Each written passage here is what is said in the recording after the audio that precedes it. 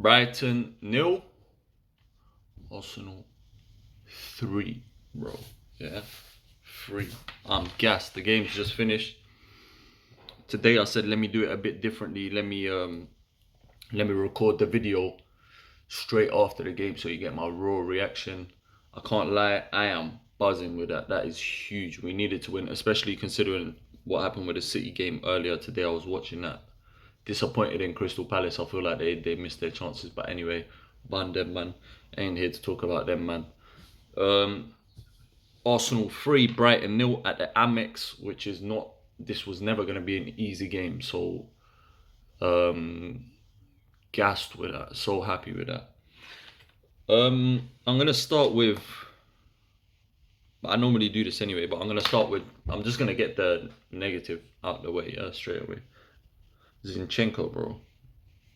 I don't want to see this guy start for the rest of the season, please. I don't understand why he started him today, but is what it is, man. Didn't cost us in the end, so yeah, forget about that.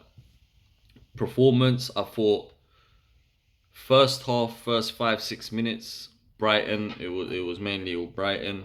We then grew into the game from like the 10th minute onwards.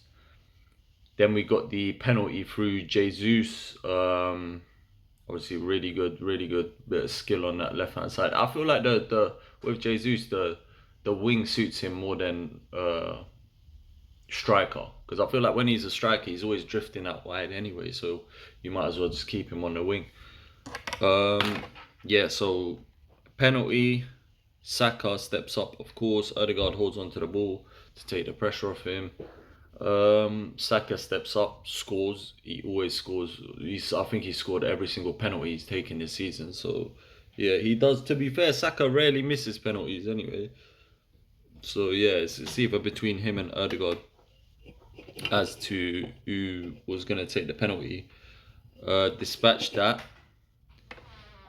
Then the second goal was to be honest with you, the rest of the half was just kind of... I mean, we had a few opportunities, like half opportunities. We made the wrong decisions. I feel like when it came to the final third, a lot of misplaced passes, wrong choices. This is in the first half towards the end, and second half we came out. It was a bit back and forth for about I'd say 10-15 minutes, and then when we did get the goal through Kai Havertz, again another man that a lot of people have been slating, and me, like personally, I did say when he came in, I said, dude, why are we signing Havertz for 60 million? We could have got so many. But to be fair, goal and an assist again today. The output was there, the work rate was there. He was, yeah, man, he was putting himself about. He was getting stuck in, bro, and that's all I want from my forward when it comes to Havertz, because I didn't expect him to even get close to 9 goals, 5 assists in the Premier League. So, yeah, man, I put away his goal very well. Thank you very much, Chelsea, by the way. You absolute clowns, bruv. Yeah, you gave us Jorginho and Havertz, and it's funny that the goal came from...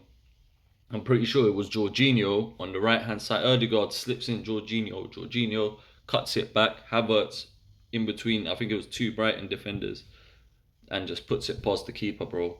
And that goal that Havertz scored is very identical to how he scored... who was it that we played against? And he scored a goal very similar to that one, where it gets cut back and he makes that darting run towards the near post. He always tends to go towards the near post, and then obviously puts it past the keeper. So Jorginho to Havertz, hold that Chelsea second goal. Then after that, we kind of nearly... I don't want to say... Well, we did, to be fair. It was a mixture of like us sitting back and Brighton stepping up the kind of the tempo. They kind of pushed us back a bit. Then you saw the change of Zinchenko coming off. I was so happy when that sub happened, bro. Like, honestly, I was so gassed. Zinchenko came off, Tomiyasu came on, Super Tomiyasu came on left back to just lock it off. Then we caught them on a counter. Trossard, obviously ice cold. I've always said it. Our two best finishers at the club are Trossard and Martinelli. That's, in my opinion, they're the two best finishers. Like, if I could choose someone to be running in against the keeper, it's either going to be Trossard or Martinelli. They're our best finishers when it comes to just purely finishing. Yeah, Havertz puts him through. The goal happened so quickly. I can't even remember the passage of play like leading up to it. I think they were attacking, they were pushing forward. Obviously, it was late on in the game. They're pushing forward. We've won the ball back. The ball gets played into Havertz, and then he just finds the ball through. Trossard is in acres of space. He's literally got like the whole half of their whole half to run into. He's ran. I think it was Lewis Dunk that was chasing him. He was never going to catch him, to be fair. He puts his body in front of him.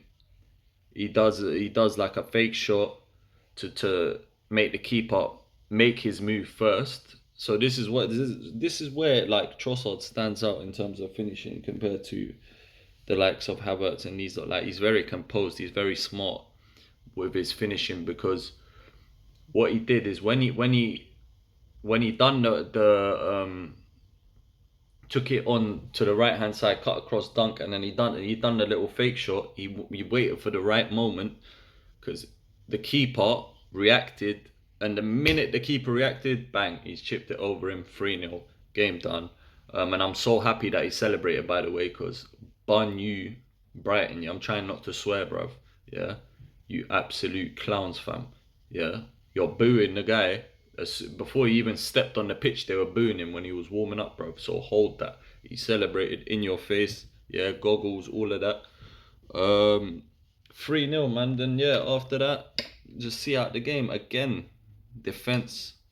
I've been saying it countless amounts of times this season, bro. This defense is elite, bro. It's crazy. Like, I feel like everything that comes towards Gabriel and Saliba, they just shut out, bro. Like, straight up, just shut it down. We're going to go into the player ratings. Obviously, you guys know we don't deal with 0.5s and 0.10. Not 0.10, sorry, my head's gone. We don't do 0.5s and 0.6s and stuff like that. So it's straight 1 to 10. We're going to start in goal with David Raya. Solid. Made a great save as well, by the way. That save that he made, I think it was Enciso with the shot, and it was curling it. And we've seen that guy do that before, by the way. This Enciso guy, he's capable of like the odd worldie and stuff. So yeah, man, that was a good save. David Raya, I'll give an 8. I think he was really solid. David Raya was solid. I'll give him an 8 out of 10. Then we move on to the right back, Benny Blanco, bad man. I love the guy, bro, and I love the shithousery. Do you know, like, if you watch the game, you'll know what I'm talking about, bro. Like, Ben White, yeah, he's a throwback kind of like with his attitude, bro. His attitude is like a throwback attitude, bro. He's a bit of a shithouse, like, bro. I rate it, man. I love it, bro. I love Ben White, man. Ben White, solid again. I'll give him a 7. Then we had Gabriel Saliba. The pair of them for me, 8 out of 10. Zinchenko, bro. I know you lot are probably thinking I've got an agenda against this guy and this and that, and bro, I just don't. I think we've leveled up. Like, he's taken us. He's done what he was brought in to do to get us Champions League football. Now we're trying to push on to that next level. Sorry, bro. Football's a ruthless sport, bro. Like, you're not good enough, fam. You're just not good enough, bro. Zinchenko, 5. For me, 5. There were, like, I don't know what it is. He gets me scared, bro. When he's on the ball, I'm scared. If you are watching that game, if you realize, and if you haven't, go see the highlights, by the way, and you will realize that every single attack that came from Brighton came from Zinchenko's side. It was not coming from Ben White's side, bro. They knew. It was almost like they were targeting Zinchenko on purpose, because they knew he was the weakness in the defense. And this is a thing. This is a reoccurring theme. This is my issue. It's like, teams know this, bro. Like, they're not silly, fam. Like, when they do their study and their tape, they'll say before the game, if Zinchenko's starting, then you target him.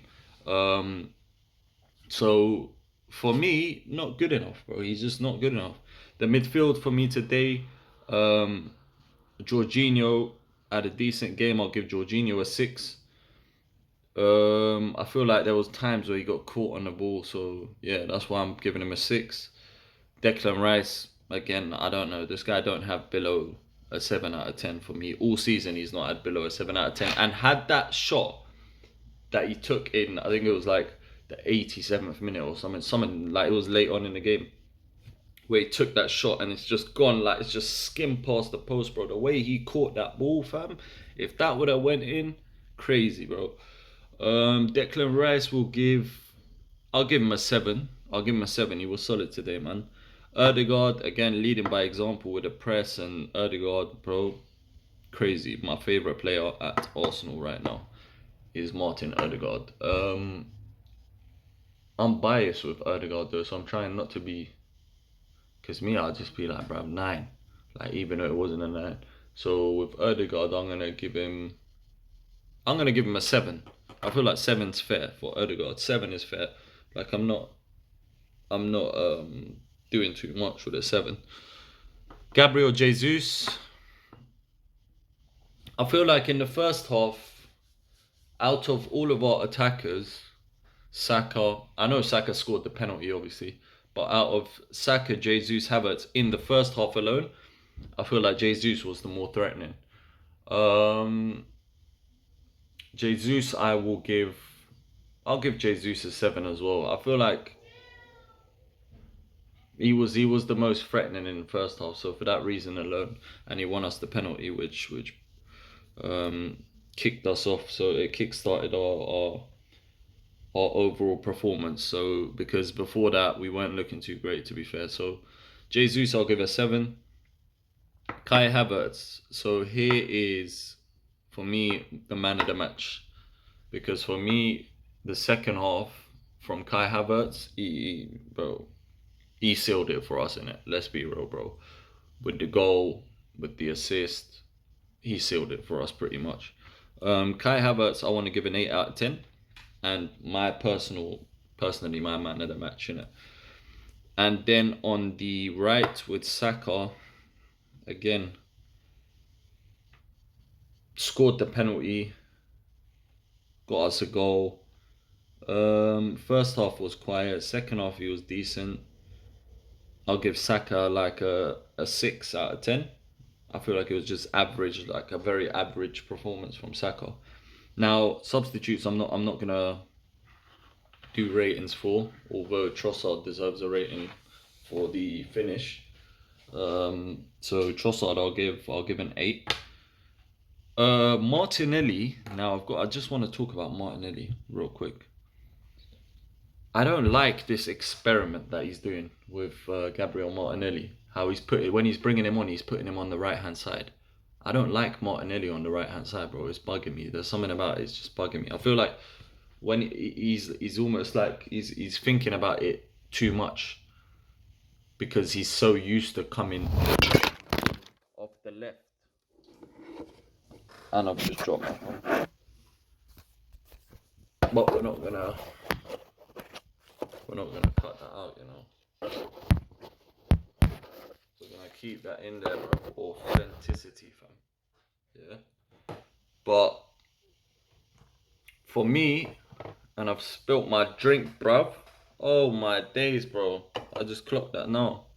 Hold on.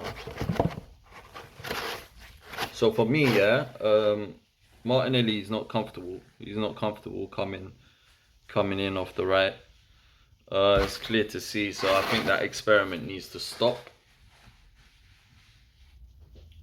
And the manager,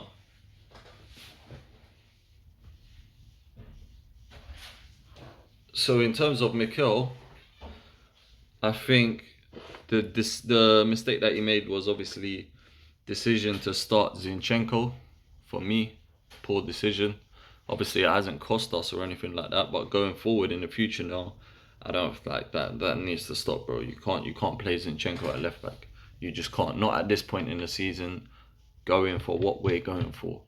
The ambition that we have this season. I'm sorry, bro. Zinchenko is not.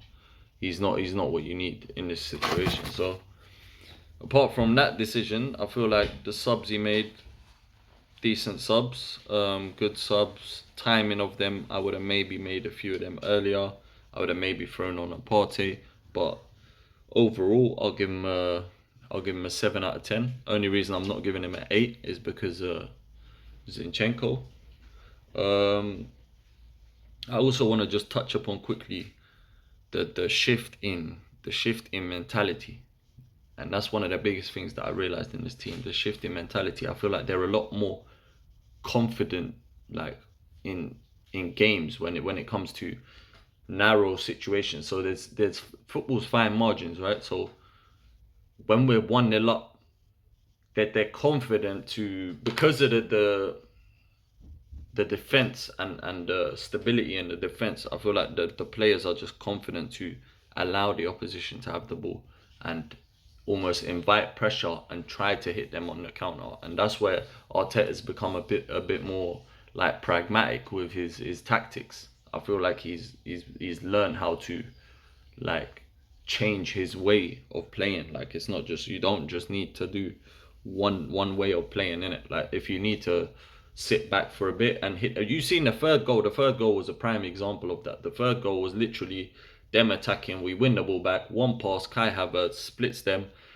he's literally got the whole half to run into. Trossard, he's got half of the pitch to run into, and then we get the third goal and kill off the game. So yeah, I feel like that's a big difference in mentality this season as opposed to last season, and it's based upon the defense, which I can't speak like highly enough about. I feel like the defense is just, every game we're just sitting there saying, oh, Gabriel, Saliba, Ben White, Raya, Rice, like it's the same. You just take what I said last game and put it in this video, and yeah. So next match we got to focus on is Bayern. I'll get into that when I do my preview of the game. And yeah, not much else for me to say, to be fair. Today I thought I'll bring you the video on the same day as the game, so you get my raw reaction. And yeah, my people, that's it. So apart from the little spillage we just had and the malfunction with the camera, that's it. Those are my takes. And blessings, people. Take care. And appreciate all your comments. I see your comments, your likes. Obviously the subscribers are going up. I love all of that.